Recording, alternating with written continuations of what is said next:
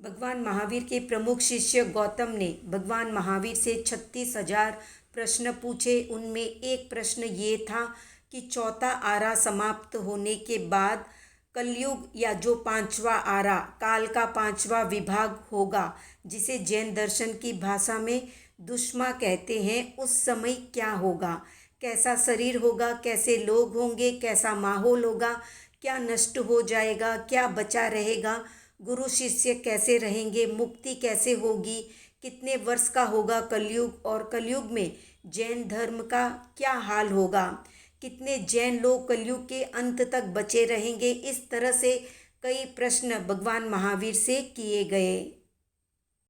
तो भगवान महावीर जवाब देते हुए बताते हैं कि निग्रंथ प्रवचन या केवली भाषित धर्म पर मनुष्य की श्रद्धा कम होती जाएगी। धर्म के मूल तत्वों में मत और मतांतर बढ़ेगा। घमंडी और पापी गुरुओं की पूजा होगी। मीठे बोलने वाले लेकिन धूर्त वक्ता पवित्र माने जाएंगे। आत्मिक ज्ञान के भेदों का हास होता जाएगा। बिना लक्ष्य के अज्ञान क्रिया बढ़ेगी।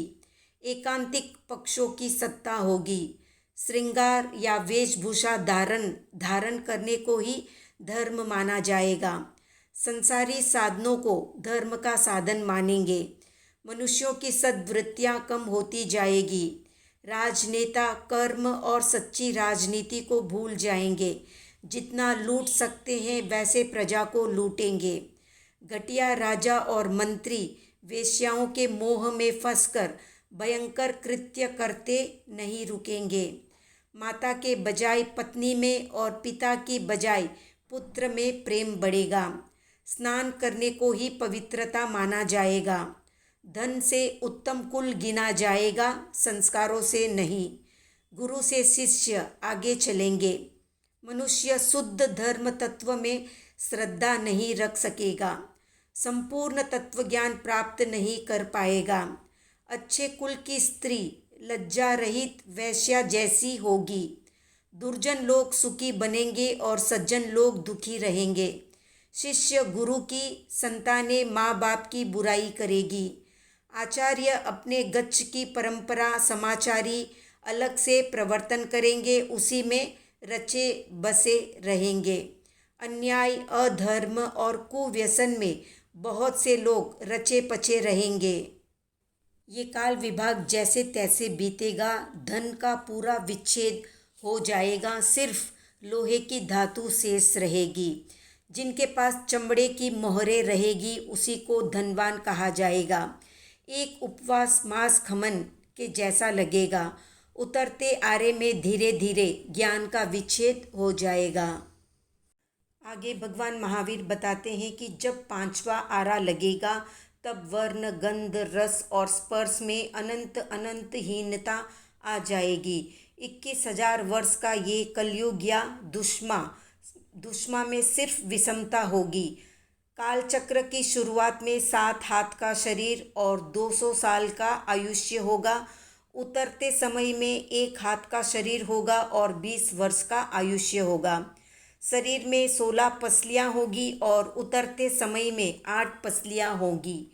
कालचक्र के शुरुआत में 6 सहनन और 6 संस्थान होंगे और उतरते समय में सेवार्थ, सहनन और हुंडक संस्थान होगा। सहनन और संस्थान यानी शरीर की आकृति और शरीर की मजबूती। इस आरे में केवल 4 गतियां ही होगी। 5वीं गति यानी मोक्ष नहीं होगी। मोक्ष के दरवाजे बंद रहेंगे। 5वें आरे के अंत में 4 जीव एका भवतारी होंगे। उनमें पहले हैं दुपसह नाम के आचार्य, फाल्गुनी नाम की साध्वी, जिनदास नाम के श्रावक और नागश्री नाम की श्राविका। ये अंतिम 4 लोग होंगे कलयुग के अंत में। 5वें आरे के अंतिम दिन ये चारों जीव सबको खमत खामना करके निशल्य होकर अनशन को स्वीकार कर लेंगे, यानी संतारा ले लेंगे। समाधि काल में काल करके पहले देवलोक में उत्पन्न होंगे। उस समय 4 वस्तुओं का विच्छेद हो जाएगा। जैन धर्म, मिथ्यात्विका धर्म, राजनीति और बादर अग्नि यानी स्थूल अग्नि। तो इस तरह भगवान महावीर ने कलयुग की एक झलक अपने शिष्य गौतम के सामने रखी।